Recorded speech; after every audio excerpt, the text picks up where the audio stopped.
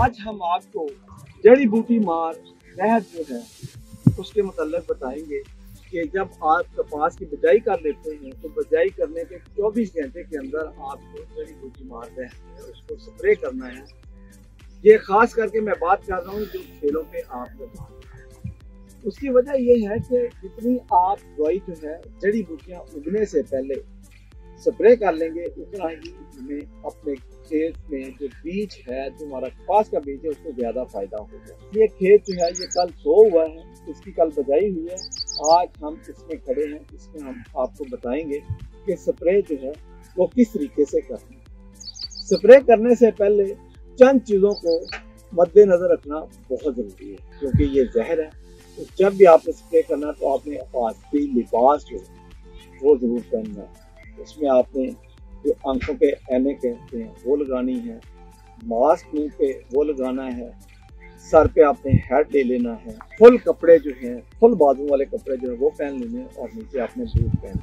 हर्बेसाइड nozzle जो है जिसको हम कहते हैं डिफ्लेक्टर, फ्लड जेट जिसको हम कहते हैं, दूसरी जिसको आमतौर पे टी जेट कहते हैं, ये दो नोजल जो हैं अगर ये होंगी तो हमारा स्प्रे हर्बेसाइड का प्रॉपर तरीके से हो सकेगा। हमने स्प्रे करना है तो एक सीधी लाइन में हमने स्प्रे करना है। तो स्प्रे के लिए कैलिब्रेशन की गोल्डन असूल जो है वो ये है कि आपकी नोजल जो है वो एक होनी चाहिए, आपकी नोजल की हाइट जो है टारगेट से वो सेम होनी चाहिए, स्प्रे करने वाले की जो स्पीड है वो एक ही होनी चाहिए, ना वो तेज चले क्योंकि होता ही है कि शुरू में होता है तो वो एनर्जेटिक होता है, एनर्जी होती है उसके अंदर, फ्रेश होता है तो बड़ी स्पीड से चलता है। और चौथी जो बात है वो ये है कि वो प्रेशर जो है, ये दो चीज़ें इस बंदे के साथ स्प्रे करने वाले बंदे के साथ जो है वो मुंसलिक है। जब वो फ्रेश होता है तो बड़ा स्पीड से चलता है और पंप जो है बड़ी स्पीड से मार रहा होता है, लेकिन जब दो टैंकियाँ लगा लेता है तो उसके बाद उसकी स्पीड भी नॉर्मल हो जाती है और पंप का प्रेशर भी नॉर्मल हो जाता है। तो अब हम ये कहते हैं कि शुरू से ही आपने नॉर्मल चलना है जैसे नॉर्मल रूटीन में चलते हैं और पंप का प्रेशर भी आपने नॉर्मल रखना है। और उसके साथ जो पांचवी चीज़ है वो ये है कि इसको जब आपने स्प्रे करना है तो हवा को भी मद्देनजर रखना है ताकि हवा जो है वो आपके ऊपर जो स्प्रे है उसके मुखालिफ स्प्रे नहीं आ सकती। कोई भी आपने स्प्रे करना है वो या तो सुबह के वक्त करना है 10 बजे तक आप उसको स्प्रे कर लें या उसके बाद आपको शाम को स्प्रे करना है, आप 4 से शाम तक जो है वो उसको स्प्रे करें क्योंकि आप जो अगर आप धूप में करेंगे तो जो आप स्प्रे कर रहे हैं वो एवेपोरेट हो जाएगा, वो बुखारात बन के जो आपका स्प्रे निकल रहा है क्योंकि बड़े बरीक ज़रात होते हैं तो वो तहलील हो जाते हैं। इस चीज़ों को अगर हम मद्देनज़र रख के इन चीज़ों को अगर हम स्प्रे करेंगे तो हम खातिर खार रिजल्ट जो हैं वो ले लेंगे, जिसकी हमने बात की है कि कपास की बहाली हम सब की जिम्मेदारी। तो अगर हम इस जिम्मेदारी को निभाएंगे तो हम बेहतर पैदावार की तरफ चलेंगे। अब खेत में जड़ी बूटियों को पहचानने के लिए हमारी अगली वीडियो जो है उसको ज़रूर देखें ताकि आपको पहचान हो सके कि हमारे खेत में कौन कौन सी जड़ी बूटियाँ मौजूद हैं। कहो संजंटा में आपको खुशामदीद कहते हैं। आज की किस्त में हम बात करेंगे कपास में उगने वाली जड़ी बूटियों के बारे में। ये दो तरह से हमारी फसल को नुकसान पहुंचाती हैं, एक बराह रास्त तरीके से और एक मुतबादिल तरीके से।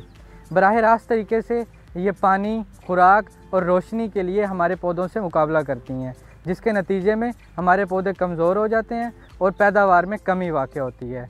और मुतबादिल तरीके में ये जड़ी बूटियाँ हमारी फसल में होने वाली बीमारियाँ और जो कीड़े होते हैं उनको ये पनाहगाह मुहैया करती हैं, जिससे जब हम स्प्रे करते हैं तो ये कीड़े उन जड़ी बूटियों पर चले जाते हैं, मुंतकिल हो जाते हैं और जब कुछ अरसे के बाद दोबारा ये हमारी फसल पे आ जाते हैं और नुकसान पहुंचाना शुरू कर देते हैं। कपास में दो तरह की जड़ी बूटियाँ होती हैं, एक नुकीले पत्ते वाली और एक चौड़े पत्ते वाली। जो नुकीले पत्ते वाली जड़ी बूटियाँ होती हैं उसमें हम सबसे पहले बात करेंगे डीले के बारे में। जो डीले का पत्ता होता है वो चमकदार और इसके जो एजेस होते हैं वो तलवार की तरह तेज़ होते हैं और इसका जो रंग होता है वो सब्ज़ होता है।